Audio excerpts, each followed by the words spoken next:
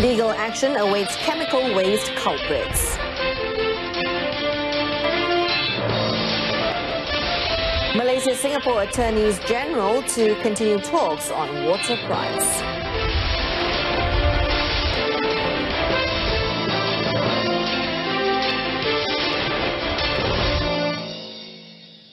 Good evening, I'm Jessica Lee. Welcome to News on 2. Minister of Energy, Science, Technology, Environment and Climate Change, or MESTEC, Yeo Bee Yin, has referred to the Attorney General's chambers regarding the legal action that will be taken against the culprits behind the chemical waste dump at Sungai Kim Kim. Yeo reiterated that the offence is enormous and thus calls for a heavier penalty, not applying merely to the Environmental Quality Act 1974, but also to other relevant acts. Selain itu, kementerian ini juga telah menggerakkan sumber dari negeri-negeri lain ke Johor untuk memeriksa kesemua 254 kilang kimia di kawasan sekitar Pasir Gudang dalam masa 3 hari. Kita akan periksa. Dalam pandangan saya, untuk sekarang paling penting adalah kerja-kerja pembersihan sungai supaya kita boleh mengeluarkan bahan pencemar dan melupuskannya. Selain itu, kita juga harus memastikan tiada sumber pencemaran yang baru. Meanwhile, Yeo said an evaluation committee will be formed to examine the toxic pollution issue at Sungai Kim Kim in Pasir Gudang overall. The examination involves management of scheduled waste and development of industrial areas of Pasir Gudang and Johor Selatan, which have been uncontrolled. She said this in response to Pontian MP Datuk Seri Ahmad Mazlan in Dewan Rakyat today. A period of 1 week has been allocated to clean up the toxic waste at Sungai Kim Kim, involving an additional number of clean-up contractors. MESTEC Minister Yeo Bee Yin said the effort is carried out so that cleaning works can be done safely and swiftly. Yeo also warned relevant quarters to stop throwing chemical waste as they please and to be responsible in managing chemical waste in accordance with government standards. Jangan buang merata-rata sebab takut.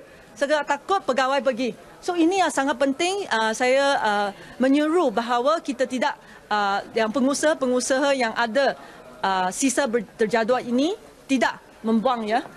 In regards to the monitoring of air quality, MESTEC has requested for equipment assistance from Petronas and the Malaysian Armed Forces for the clean-up efforts. Yeo said this in Parliament today. Sultan of Johor, Sultan Ibrahim Al-Marhum Sultan Iskandar, proposes the state government to develop an early warning system for air or water pollution.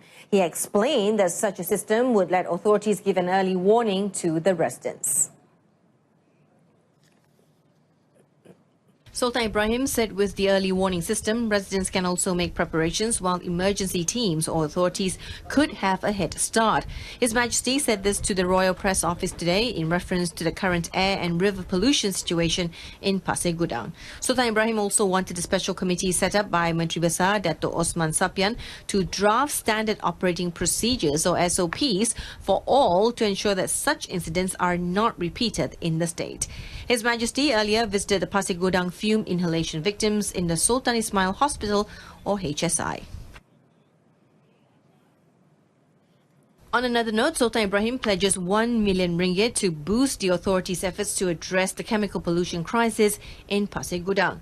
Permaisuri of Johor, Raja Zarith Sofia Al-Marhum Sultan Idris Shah said the contribution from Sultan Ibrahim would enable rescue agencies and authorities involved in operations to arm their respective teams with the necessary equipment. Her Majesty said that Sultan Ibrahim discussed the matter with her as the royal advisor to the Malaysian Red Crescent Society, and he was deeply moved when he heard an audio recording of a crying man pleading for help for his child. Raja Zarith Sofia further noted that with his personal contribution, Tuanku Sultan believes it will help the authorities and rescue agencies such as the Fire and Rescue Department and the Royal Malaysia Police to equip their teams to help the people. A Vietnamese woman suspected of assassinating the North Korean leader's half-brother lost her bid for immediate release today as authorities refused to drop a murder charge days after her Indonesian co-accused was freed. Duan Thi Huong broke down in tears as prosecutor announced the Attorney General had rejected a request to free her, and her trial would continue over the 2017 assassination of Kim JongNam at KLIA-2 airport. On Monday, a murder charge was unexpectedly withdrawn against the Indonesian woman accused alongside her, sparking calls from Vietnam for Duan to be freed and prompting her lawyers to apply for her release. Duan's lawyer said he would make a second bid to get the charge against her dropped and criticized the failure to free her following the release of the Indonesian Siti Aisyah. The answer is simple. It's very obvious. It's a case of Duan that she is completely innocent. She's a scapegoat. Her case is the same as that of Siti Aisyah. There are no differences. Similarities all along. We ran the same defense, that they have no knowledge, no intention to kill. They are scapegoats. If Siti Aisyah could be released, why not Duan? The pair had always denied murder, saying they were tricked by North Korean spies into carrying out the Cold War-style hit that shocked the world using a highly toxic nerve agent and believed it was a prank for a reality TV show. The prosecutor did not give any reason why charges were not being dropped for Duan, 30, who is now the sole defendant on trial for Kim's murder and could face death by hanging if convicted. The case of former Prime Minister Datuk Sri Najib Tun Razak and former One Malaysia Development Berhad OneMDB Chief Executive Officer Arul Kandasamy involving the alleged tampering of OneMDB audit report has been transferred to the High Court. Judge Muhammad Nazlan Muhammad Ghazali made the decision after allowing the prosecution's application to have the case transferred from the Kuala Lumpur Sessions Court to the High Court, which was filed last 28th of February under Section 417 of the Criminal Procedure Code. Lawyer Muhammad Farhan Muhammad Shafi, who represented Datuk Sri Najib 66, and lawyer Datuk N. Sivanathan, who represented Arul Kanda 43, confirmed that the defence did not have any objection towards the application. Deputy Public Prosecutor Amir Nasruddin prosecuted. On the 12th of December last year, the former Premier was charged with using his position to order alterations to the OneMDB final audit report before it was tabled to the Public Accounts Committee to avoid any action against him. On the same day, in another Sessions Court, Arul Kanda was charged at the Sessions Court with allegedly abetting Datuk Sri Najib, using the latter's position as then Prime Minister to order the amendment to the report. He committed the offence between 22nd and 26th of February 2016. Education Director General Datuk Dr. Amin Senin said students performed better in the Sijil Pelajaran Malaysia or SPM examination last year compared to the previous year. He said the national grade point average improved to 4.89 from 4.90 the previous year, with a smaller figure indicating better results. Datuk Dr. Amin said 58.9% or 230,465 candidates obtained at least a pass for all subjects they sat for, with 8,436 of them getting grade A+, A and A- for all subjects. Peratus calon yang mendapat kepujian dalam semua mata pelajaran pula adalah sebanyak 19.0%, iaitu 74,360 calon, manakala calon cemerlang yang memperoleh grade A tambah, A dan juga A tolak adalah sebanyak 2.2%, iaitu 8,436 calon. He also said the percentage of candidates who are eligible to be awarded the SPM certificate also increased by 1.2%, where 86.4% of the 391,641 candidates who sat for the examination last year are eligible to receive the certificate from 85.2% in 2017. The Director General added that generally the achievement of the 2018 SPM candidates was better than those in 2017, and with a narrower gap of only 0.04 in the performance of urban and rural candidates. He said this at a media briefing in Putrajaya. Coming up next, Malaysian capital markets retains the 3 trillion ringgit mark in 2018.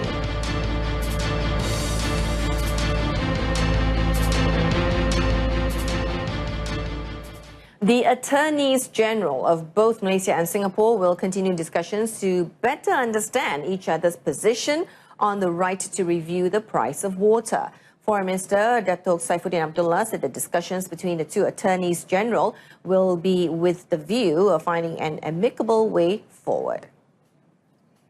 Datuk Saifuddin said both sides reaffirmed their commitment to resolve bilateral issues in a constructive manner and encourage ongoing diplomatic efforts to find amicable solutions for mutual interests.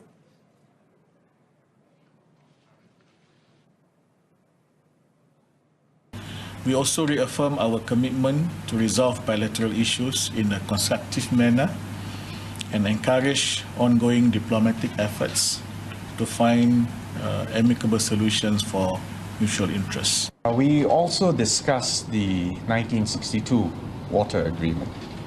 Both sides have differing views on the right to review the price of water under this agreement. The foreign ministers of both countries said this during a press conference in Putrajaya, where they also discussed measures to ease down maritime tensions. Meanwhile, Datuk Saifuddin said Malaysia and Singapore have also agreed to carry out 5 recommendations relating to the maritime issues surrounding the overlapping Johor Bahru port limits of Tanjung Pi and Singapore port limits of Tuas. The first recommendation is to mutually suspend the implementation of their overlapping port limits and apply their port limits in effect prior to the 25th of October 2018 and 6th of December 2018. Second, to not authorize and to suspend all commercial activities in the area, while the third is to not anchor government vessels in the area. The fourth recommendation is for Malaysia and Singapore vessels to operate in the area in accordance with international law, including the United Nations Convention on the Law of the Sea, or UNCLOS. While the fifth is to establish a committee chaired by the Malaysian Foreign Ministry Secretary General and Singapore Foreign Affairs Ministry's Permanent Secretary, who will ensure execution of the first 4 recommendations within 1 month.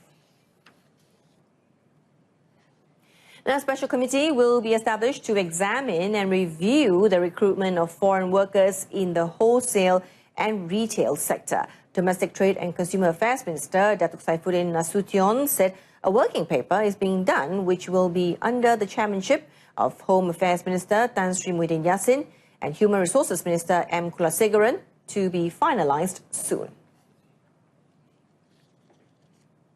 Datuk Saifuddin said if needed, the foreign workforce will be placed under the wholesale and retail sector, which is not spearheaded by local workers.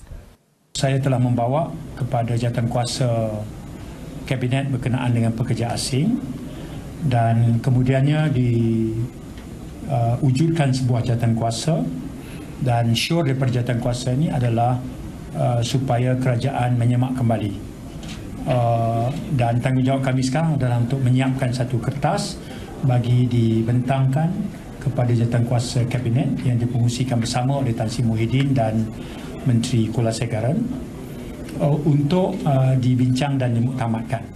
Datuk Saifuddin said this after attending a dialogue session with industry players in Putrajaya. The ministry will focus on 3 main things, including issues of employees, policies and the ministry's direction, as well as its enforcement.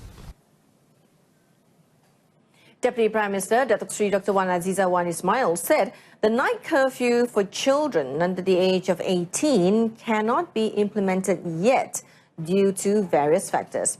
She said the government, however, is considering implementing the curfew in high-risk areas in collaboration with the local authorities and neighbourhood committee.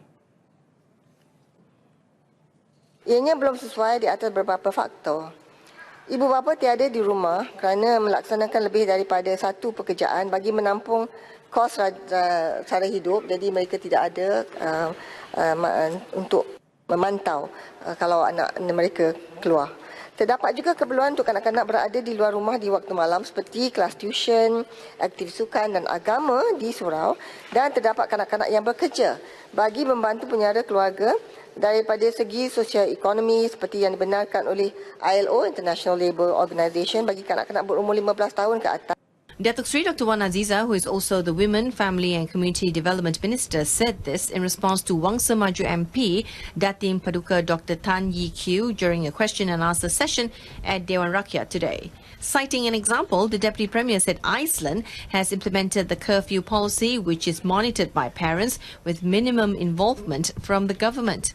Iceland also gives $330 via a special card to families with low incomes so that the children are able to participate in art classes and such, so that they have healthy hobbies to practice in their free time. However, there are 50,000 children in Iceland compared to a whopping 9.4 million children in Malaysia. The 19 public universities have implemented campus elections based on existing statutes. Education Minister Dr. Masli Malik said he gave his assurances that public university-held elections are free of political party influence or any individual person of significance pursuant to creating a democratic atmosphere at the campus. Kami di Kementerian Pendidikan amat menghargai kesungguhan untuk menghidupkan demokrasi di peringkat kampus seperti ini, malah lebih membanggakan apabila perjalanan PRK juga berjalan dengan lancar dan dengan penuh harmoni. Ini menunjukkan kita memiliki kelompok mahasiswa yang matang dan bertanggungjawab dalam memelihara kebebasan yang diberikan. Dan apa yang dilakukan di UM akan dijadikan sebagai, dengan izin, showcase kepada universiti-universiti yang lain. Dr. Masli said this in response to a question put forth by Jelebu MP Datuk Jalaluddin alias. In addition, he said that every student is subject to the constitution, rules and laws implemented at the university. The Malaysian capital market totaled at 3.1 trillion ringgit last year, thus retaining levels above the 3 trillion ringgit mark, according to the Securities Commission or SC 2018 annual report published today. At 3.1 trillion ringgit, the overall capital market is equivalent to 2.2 times the size of the Malaysian domestic economy, according to its chairman, Datuk Zaid Albar, at the launch of the report today. He said that the overall capital market comprised domestic bonds and sukuk outstanding, which rose to 1.4 trillion ringgit, and equity market capitalization of 1.7 trillion ringgit. On the buy side, the fund management industry, with assets under management of 743.6 billion ringgit, continued to play a key role in savings intermediation.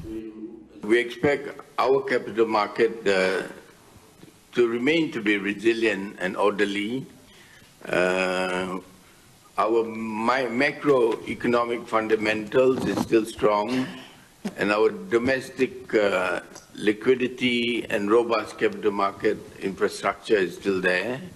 The Malaysian economy is expected to remain steady on a steady growth path this year. He stressed that despite the challenges, Malaysia is still very much on track to becoming a high-income country in the coming decade. As a whole, the outlook for the Malaysia domestic market capital in 2019 will continue to be influenced by key global developments, especially on global monetary policy, uncertainty surrounding major risks, and ongoing trade tensions. And that concludes this evening's edition of News on 2. In our top story, legal action awaits chemical waste culprits. Join us again at 12:30 tomorrow afternoon. I'm Jessica Lee. Thank you for watching.